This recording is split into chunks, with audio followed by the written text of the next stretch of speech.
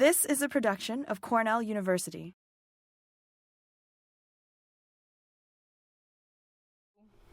As Johannes mentioned, I've been here for 5 years doing my PhD, and this is sort of the culmination of those 5 years.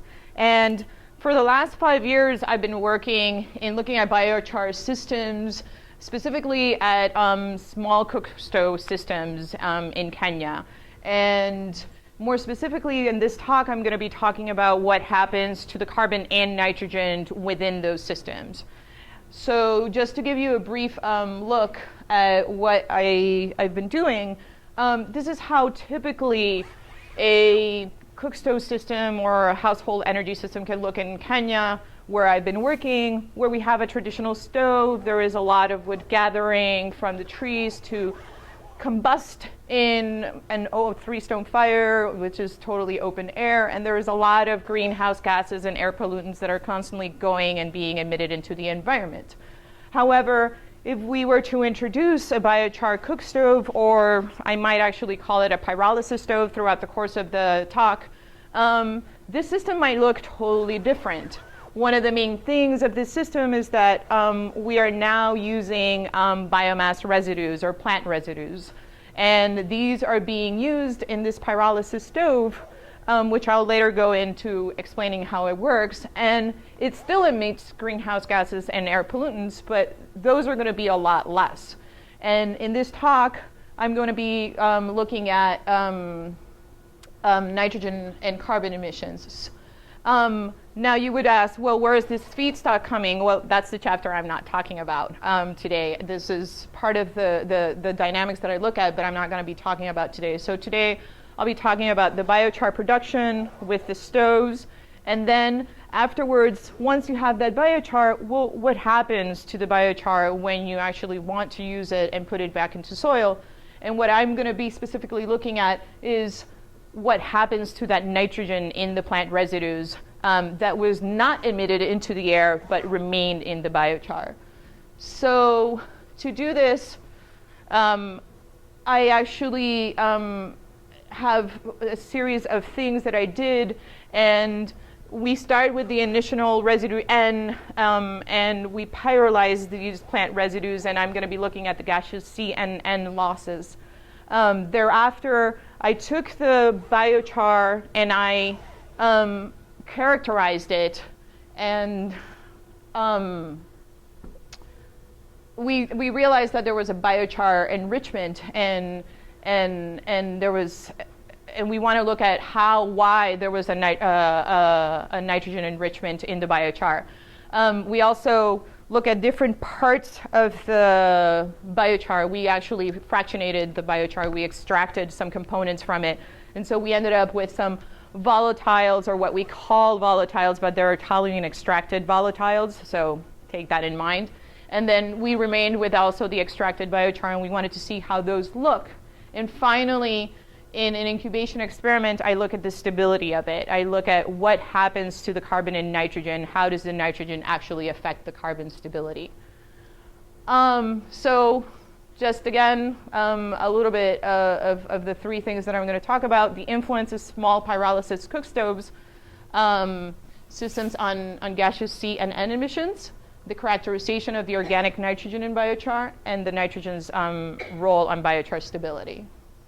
So moving right along, let's look at what happens when you have a system where you have introduced a biochar stove or a pyrolysis stove. And as you can see here, we have this woman that I actually did some research with in Kenya, and she's using one of our stoves to cook, and we are actually measuring the emissions that are coming out of the stove.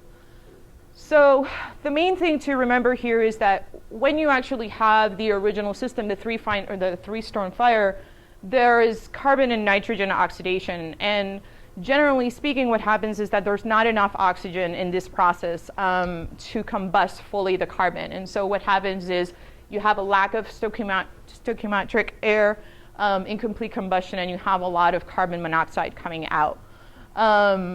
What the features of the system or of the stove actually affect is the amount of oxygen, the mixing of the oxygen with the gases, and also the temperature of combustion actually affects those things. And then in nitrogen oxidation, those things also happen. Oxygen mixing and temperature are part of the variables that affect NO emissions. But more specifically, we wanted to look at what happens with the nitrogen in the biomass. What actually is the effect of the nitrogen in the biomass in the subsequent emissions that we're going to see from the stove. And in this specific case, what we're looking for is still the stoichiometry, but also the fuel end concentration. And why do we care? Like, why would we even care to look at these things? Well, from a climate change perspective, we all know emissions are bad. You know, they affect the greenhouse gases in the environment. But I think that more importantly, there's actually an aspect to this, which is human health, which CO actually leads to 3.5, or sorry, not CO, indoor air pollution actually, which includes CO, leads to 3.5 million deaths worldwide each year. And that's actually a really big deal. So if you want to look at the bigger picture, that is why we're also like trying to see how you can change the dynamics from combustion emissions to maybe introducing a pyrolysis stove and see what happens. And also, Africa in general has 20% global emissions of CO and NOx. And now, more importantly, as wood stocks actually diminish in a lot of these parts, more and more people are using higher nitrogen content plant residues for cooking. And that actually has also some implications in emissions. So our main objectives initially were to measure the overall performance of a pyrolysis cook stove and compare those to the international standard organization cook stove parameters. And also to understand the mechanisms by which CO and NO emissions are formed in the pyrolysis stove. And to do this, we designed a stove, which I didn't. Originally an engineer from India did, and we've taken this design on and improved it from my master's onto my dissertation, and mechanical engineers have worked with us for that. But just to give you a little bit brief explanation, inside here is actually a pyrolysis chamber, and this is the pyrolysis chamber right over here where you actually would put biomass. And that pyrolysis chamber is partially sealed. So it does not see as much, it does not actually have access to as much oxygen. And then in the middle over here, we actually have a combustion chamber, which you still have to feed some wood into. And the combustion chamber actually is what generates the initial heat, both for the cooking and also for the pyrolysis of the biomass.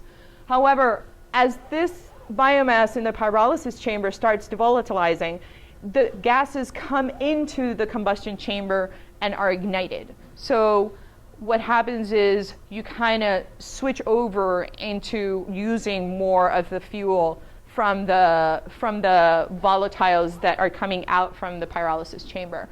And consequently, what happens is you have both the wood and the volatiles, or the gas from the pyrolysis, forming part of the flame that actually is generating heat for cooking. We measured these emissions and the performance of the stove in our lab just so we could have a standardized way of comparing our stove to other stoves that are potentially available to make biochar as well. And this is our system. We have a hood that was designed by some students, and we have the stove in there. We use two different types of biomass to represent high and low nitrogen, switchgrass pellets to be the high nitrogen, and hardwood pellets to be the low nitrogen content. And we use pellets just to keep the uniformity of the biomass and not introduce that as a variable. We did a water boiling test, which is sort of a traditional way of measuring the efficiency or the performance of stoves. And basically what you do is you boil water. that is it. But what you do is while you're boiling water, a specific amount of water, you are actually measuring emissions, temperature, fuel use, and so on and so forth. However, this stove operates a little bit differently than your regular combustion stove, and we had to actually modify the original test. And the only difference is that generally you extinguish the stove halfway once the water boils, and in this case we did not. In this case we just continued to change the pots of water till the pyrolysis had actually been done, so like till all the fuel was used. And we were able to measure real-time pyrolysis fuel loss and fuel consumption, and when I say fuel consumption, I'm referring to wood fuel consumption. And we were measuring with a real-time instantaneous gas emissions with a gas analyzer, HORIBA 2PG250. And right into the results. So what I'm going to show you first is what traditionally everybody shows you. I have my stove. In this case, it's the pyrolysis stove. These are wood or wood pellets. The WP is wood pellets. And these are 3 metrics that are not normally used to measure what happens with overall stove performance. Specifically, this one has to do with sort of energy use. So it's CO grams per megajoules of dry fuel used. CO in grams per minute, that's a rate of grams of amount of CO emitted, and that's actually used as an indicator for health. And then the modified combustion efficiency, which is actually used to determine whether your stove is actually combusting properly the products that, the gaseous products. So if you have a high combustion efficiency, your stove is performing fairly well. And as you can see, here's this 3-stone fire, the pyrolysis stove of our study, and then these are all similar stoves in terms of what they claim to do. So some of them perform, these are more gasifiers, but they do claim to make biochar, and they do tend to operate in similar fashion. So we decided to compare them. And the tier ranking here is the standards, the ISO standards that I talked about, where basically they have set some standards to see if your stove is performing properly or not. 1 being a poor performance, and 4 being the most optimum performance. And for each of these, there might be individual rankings. So you actually rank them individually. And tier 1 for CO, it's above 0.97 grams per minute, and tier 4 is less than 0.42 grams per minute. And as you can see, fortunately enough, our stove actually performs fairly well in that area. And it also, when compared to the 3-stone fire, although it doesn't perform as well as the StoveTech T-Lite, which is actually the highest performing stove that is out there right now in terms of emissions, and that also can actually make pyrolysis. But you can see that we're actually in a range that is favorable for us. And that's great. That's actually a really good deal. And then as far as nitrogen, because I said I was going to talk about nitrogen too, we want to look at the overall NO emissions that we got from the stove. And in this particular case, there isn't a lot of studies that actually look at nitrogen emissions or NO emissions from stoves, because they don't deem them as important as they are. And I don't have anything to compare immediately, but here what we wanted to show is that as you have more nitrogen in the fuel, so in the x-axis we have nitrogen, and in the content, and in the y-axis we have NO, you can see that as you have more nitrogen, you have more NO evolution from the stove. And so that was sort of a given to us that might happen. But there was a problem. We weren't satisfied with those results. So you tell people, great, my stove performs properly, but what does that mean? What does that actually mean for the person that's using the stove? What does that mean really in the context of how things are evolving within the stove? So then we looked at answering 2 more questions. What are the key processes affecting the formation of CO and NO emissions in the pyrolysis stove? And we hypothesized that there were the rate of fuel consumption, wood consumption, the rate of pyrolysis fuel consumption, and also the temperature, and that they would all be positive correlated with CO and NO emissions. And the higher the nitrogen in plant residues, it would lead to more NO production. The other thing that we wanted to look is, well, how does pyrolysis affect the partitioning of N? And so we thought that most of it would actually be going into the gas. And I'm going to show the results of that. So in order to actually look at the dynamics of what's happening with the emissions, you actually need to look at the instantaneous emissions, because that's really what's meaningful here. And if you look at over here in this chart to the right-hand side, we have time in the x-axis and NO in grams per second, so the rate of production of nitrogen oxide. You can see that the higher the nitrogen you have, the higher the NO you have. So that sort of tells us, you know, the same thing, the same picture as the prior graph that I showed you. However, when you look at CO, which looks so good in that table that we were looking, when you look at the peak levels of CO in this graph, this is 3.62 grams per minute at the highest. And over here at the second highest, maybe, or around there, or the second peak, it's 2.1 grams per minute. And what this means is that we're actually quite higher. The dynamics of the CO for, evolving from the stove is actually high, and that actually has implications for exposures to human health. People that are exposed to that level of CO at one particular time, it actually can have consequences on them. So these are the things that we want to look at in instantaneous emissions to be able to remediate later on.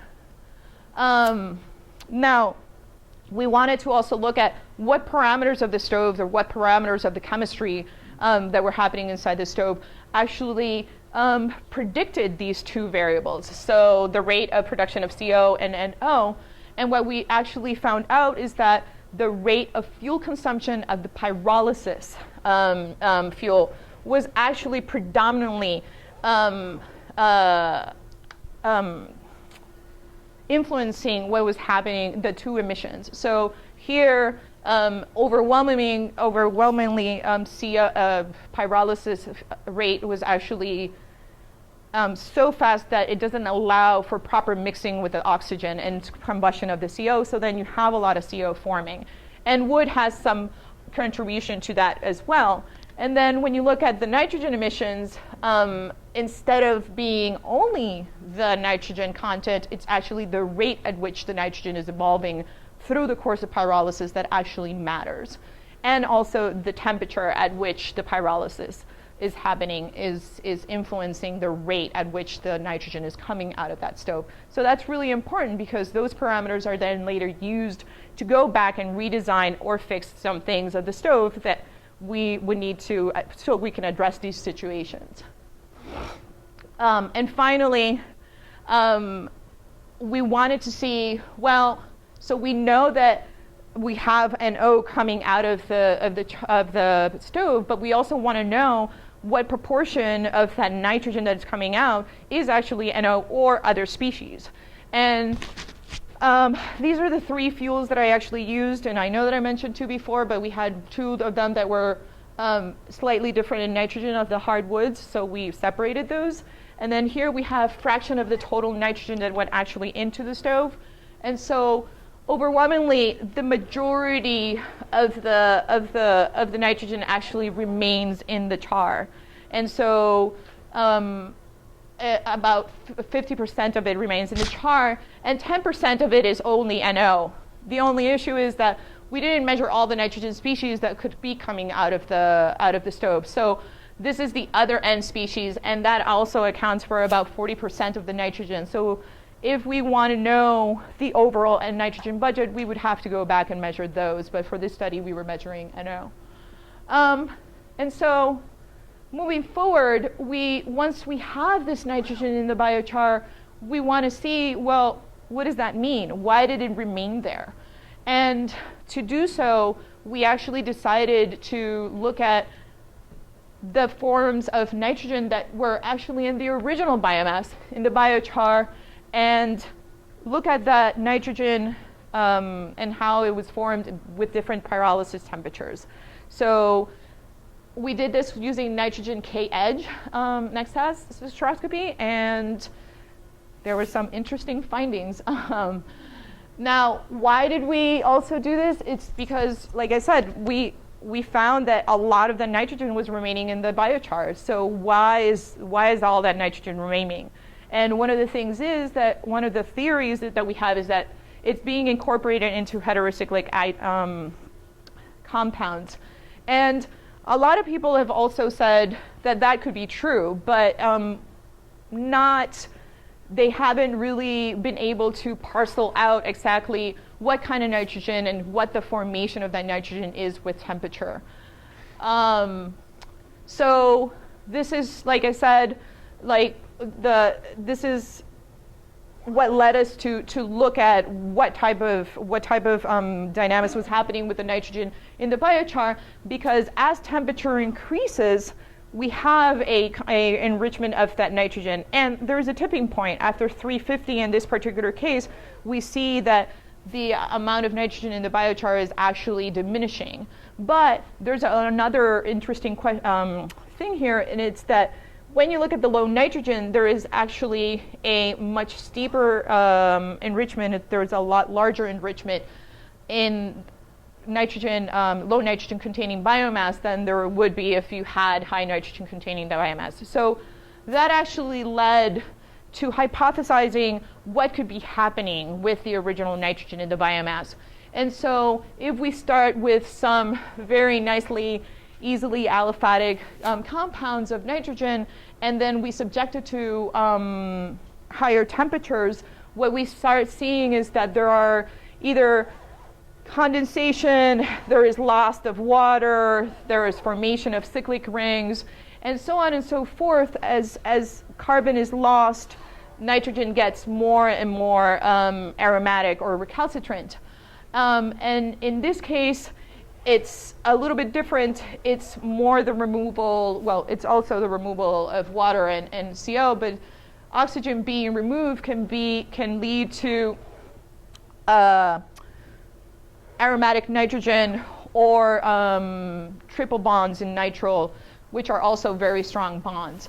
And so in order to, given this, we decided to look at the following questions. And we decided to look at how does pyrolysis temperature actually affect the different forms of nitrogen being formed.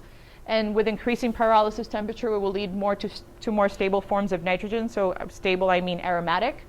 And we had another question, which is, can the amount of nitrogen actually in the biomass lead to more formation of heterocycles? And the hypothesis being that increasing amounts of nitrogen can lead to more and more aromatic nitrogen. To do this study, I grew biomass at different levels of nitrogen, so everything was the same except the nitrogen that we were actually fertilizing with. We did woody biomass, crop residue, and grass. And we pyrolyzed them at 3 different temperatures, 350, 500, and 700. And like as I mentioned before, I did a Sox-like extraction to remove with toluene to remove the condensable volatiles. We went to CLS, which was really cool, and I totally geeked out. Used the synchrotron over there.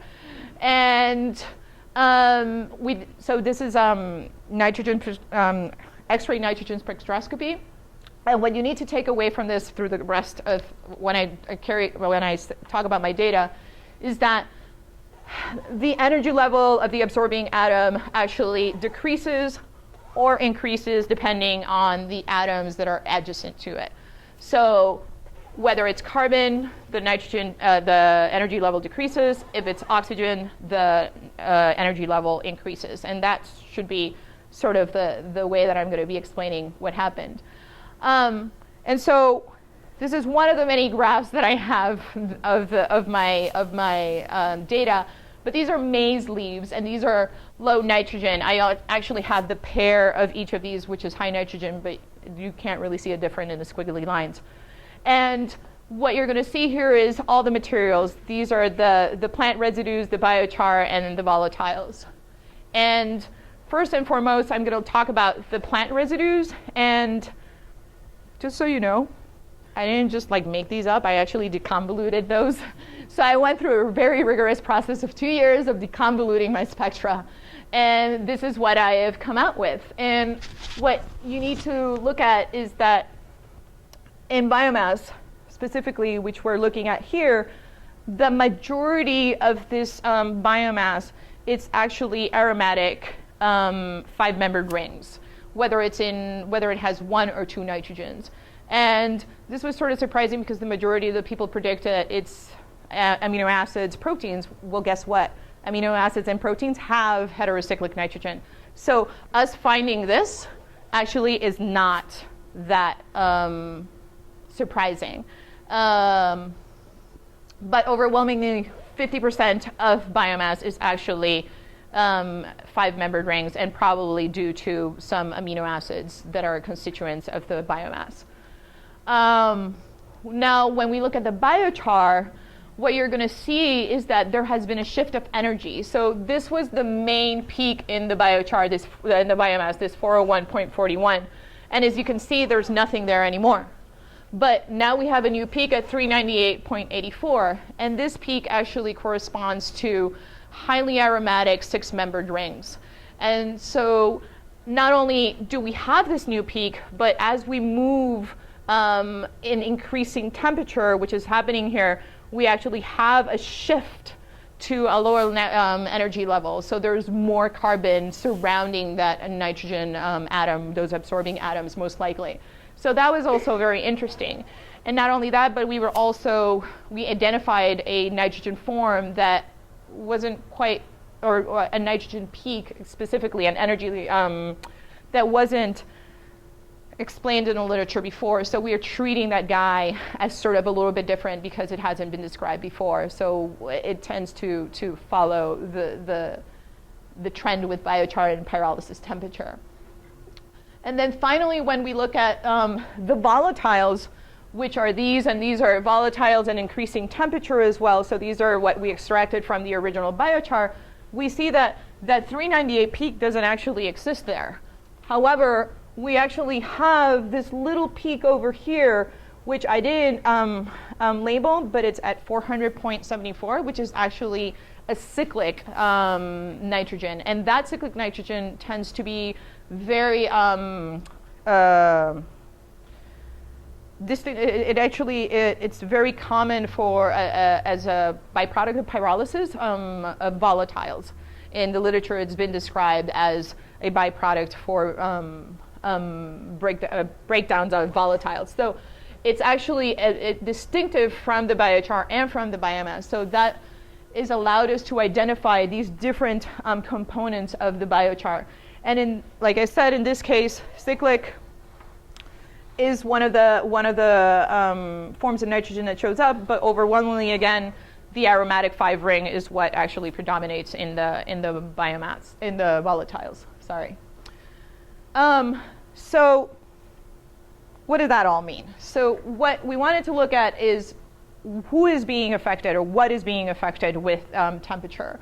And here in the x-axis I have temperature, and in the y-axis I have 2 different functional groups, or what we are calling 2 different functional groups. In this case, the aromatic 6-ring nitrogen, and that's percent of total. That's that 1 nitrogen energy resonance level that I've told you that hasn't been described. And these are all the other aromatic 6-membered rings, that functional groups. And what we're seeing is that with increasing temperature, we actually have an 8-fold increase of that particular nitrogen that we were looking at, that 6-membered ring. And in the other case, what's happening is that all the other 6-membered rings are actually decreasing, and they decrease by half. Now, we also wanted to look at, we also looked at what happened with the nitrogen level, and fortunately enough, we actually found as well that as nitrogen content increase, which is in the x-axis, the total aromatic, or the total heterocycles in the char actually increase. And this actually made sense, because if you have more nitrogen, then you actually can overcome that activation energy that you need to make to make a bond that's a lot stronger. So you satisfy the easier bonds, and then you proceed to make like a lot harder bonds, or bonds that are more energetically that require more energy. And on the other hand, if you actually have more nitrogen, then easier bonds, or nitrogen bonded to aromatics, which are nitrogen, which is out of a cyclic ring, then actually diminish. And that also makes sense because of the same reason. You actually satisfy the amount of nitrogens that you can actually, nitrogen bonds that you can make, and then thereafter you cannot make any more. So that was actually really interesting, because this is only described in the literature once prior, and it was a long time ago. So this is really cool to see again. So now, finally, really quick, why do we care about the form of nitrogen? And so that leads to the last part of my dissertation, and it's because we hypothesized that if you have more nitrogen, then maybe the nitrogen is actually, maybe that makes biochar less stable. But is it really? And so we all know that CN is used as a measure for biomass decomposing, but is it actually something that we can use for biochar as well? Is it a metric that's useful? And our hypothesis is that no, that it's not. It is not a useful metric to measure the stability of biochar specifically. We actually looked at what is the stability of the char look like. Does it increase or decrease with nitrogen? And also, do any of these forms of nitrogen that I just talked about actually are responsible for conferring some of the stability to the biochar? And for that, I did a mineralization study with biochar only and sand only. I took 2 of the biochars and the plant residues without charring, and I incubated those at 30 degrees Celsius, and I measured respiration rates for CO2 and nitrogen mineralization for a very long time, 200 days or so. And this is what the resulting cumulative mineralization was. In the upper graph, we have just the biomass in low nitrogen and high nitrogen. And when I talk about low nitrogen, think about 0.5%. And then when I talk about high nitrogen, think about 2% or higher, or 1.5% or higher. They're about there. And in the lower part, we have the biochars at 350 low and high, at 700 low and high. And what we can see is that overwhelmingly, there is a lot more mineralization of the carbon in the biomass and a lot less in the biochars. And there are differences between the biochars in terms of whether you have more or less nitrogen. But when we look at the total cumulative C mineralization of all these materials, what we see is that while the mineralization as the CN ratio increases actually decreases for the biomass, and it is statistically significant, there are no differences between the 2 biochars. So there is actually no meaning, or not, it's not as meaningful to use CN to determine the stability of char. And here's what happened with nitrogen. Basically, nitrogen was immobilized during the course of our study, and that might have been led not only to the fact that the nitrogen was in a different form, but we also weren't providing any other sources of nitrogen. So the nitrogen that was available was immobilized. Now, this is the final part, and the final part was, well, what is conferring stability to the char other than the carbon? What role does nitrogen actually play in the stability of biochar? So we fractionated the biochar, right? So we actually took the volatiles, which we hypothesized would be the most easily mineralizable, possibly, form of nitrogen in the char. And we took the functional groups of that group, and we correlated those against the mineralization of the biochar and saw if there was any correlations. And there was. We were able to predict, using the functional groups of the volatiles, 75% of the mineralization that occurred in our biochars. And these 3 groups or functional groups were responsible, or these three forms of nitrogen were responsible or had something to do with the stability or mineralization. In this case, we had the highly aromatic six-membered rings, which was negatively correlated with mineralization. And even though this is an aromatic structure, we're actually looking at the proportion of this type of nitrogen, so the single bonded nitrogen. And so it kind of makes sense that it would be positively correlated and significant with mineralization. And then in this case, we just have a nitrogen outside of a cycle, which if we hypothesize, well, am I going to go for the easy thing or the difficult thing to chew on, a microbe might actually go for the easier thing. So it also makes sense that it would have been the nitrogen outside of the ring that had a positive correlation with mineralization of the biochar. So when we put this all together, what does all mean?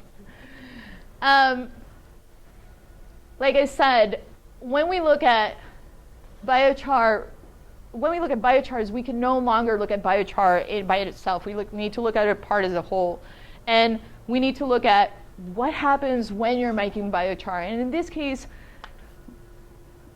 figuring out what the parameters that are affecting the gaseous emission dynamics, it's really important, because then that allows us to go back to the drawing board and improve in designs that are, ultimately being used by women in Africa, and currently they are being used in some households. So that's a really big deal, that we need to pay attention that, sure, we're really, really interested in reducing CO and NO and retention of nitrogen in the biochar for maybe climate impacts, but we're also very interested in doing that to reduce impact on human health.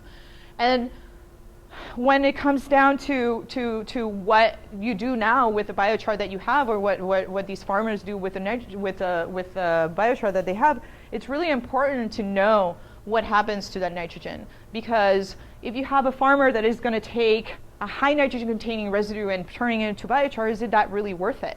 Is locking that nitrogen into these highly aromatic structures worth it for them? And so those are the kind of things that we need to be thinking about when we actually think about making biochar, when we actually think about introducing stoves that are going to make biochar. What are the overall implications to the people in the system, to the users in the system? And so, we know that it changes in the type of nitrogen and stabilizes the carbon, but we also want to know what are the implications for farmers along the way that are actually using these materials. That's it. Thank you.